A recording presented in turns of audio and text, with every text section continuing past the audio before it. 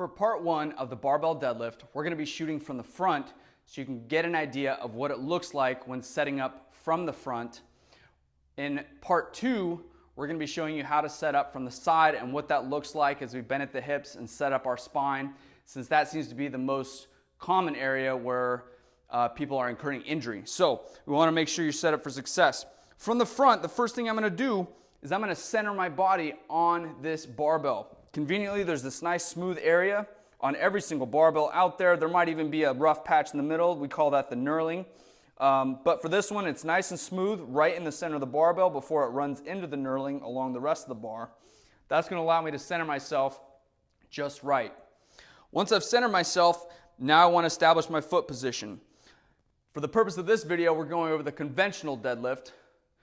We will have other videos where we're going over the sumo and the modified sumo deadlift as well. But for this one, our feet are going to be roughly hip width apart. Some people might have their toes out. Some people might have their toes straight ahead. I'm going to have mine straight ahead. While your feet are flat and toes are straight ahead, you're going to line up that barbell over the center of the foot. We don't want to have it by the toes. We don't want to have it already up against our shins, just directly over the center of the foot. This will make more sense as we bend our knees and hips and lower ourselves towards the bar. That way, by the time we're at the bottom, our shins are already close to that bar. Otherwise, if they're already touching, we're literally having to push that bar to get down to the bottom position. So, next thing, we're going to bend at the knees and hips as we maintain a nice flat neutral spine. As we bend at the knees and hips, most of that bend is going to be at the hips.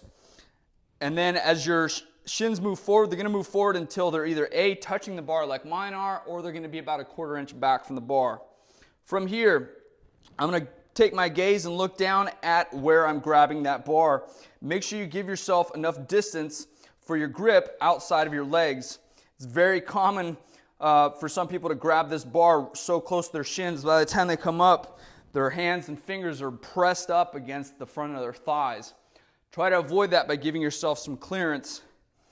Make sure both hands are equal distance from the center of the bar. You're going to wrap the thumb and fingers around tightly so the knuckles are pointed down. The wrists are straight. Make sure the wrists are not bent back. Once you've established your grip, you're going to take the slack out of that bar.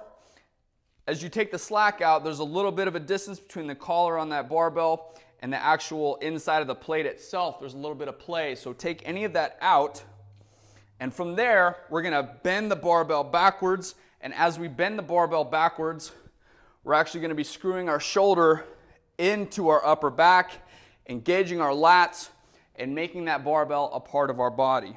So again, centered on the bar, bend at my knees and hips, set up my hands, thumb and fingers wrapped around, knuckles down, slack out, bend the barbell backwards. Now I'm set up to go. From here, I'm going to take in a nice deep belly breath.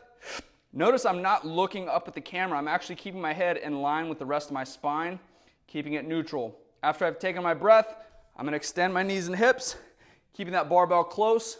Make sure the hips are fully extended, but we also want to avoid leaning back or arching our lower back.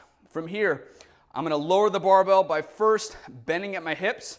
Once that barbell passes the crease of my knees, then I'll start bending my knees until it's all the way to the ground. For each successive rep, we want to make sure that barbell is close to the body. Once we're done, release your grip. That's part one of the barbell conventional deadlift.